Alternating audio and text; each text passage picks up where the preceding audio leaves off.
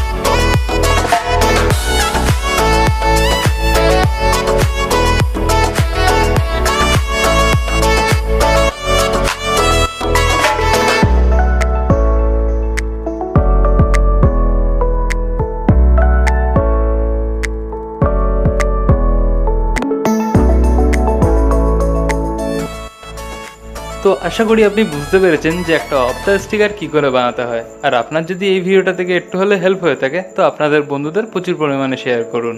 তো আজকের মতো এটুকুই, আশা করি ভিডিওটি ভালো লেগেছে। যদি ভিডিওটি ভালো লাগে তো ভিডিওটিকে একটা লাইক করবেন, শেয়ার করবেন, কমেন্ট করবেন। আর আপনি যদি এই চ্যানেল নতুন দর্শক হয়ে থাকেন তো প্লিজ চ্যানেলটিকে সাবস্ক্রাইব করবেন এবং পাশে থাকা বেল আইকনটি প্রেস করে দেবেন।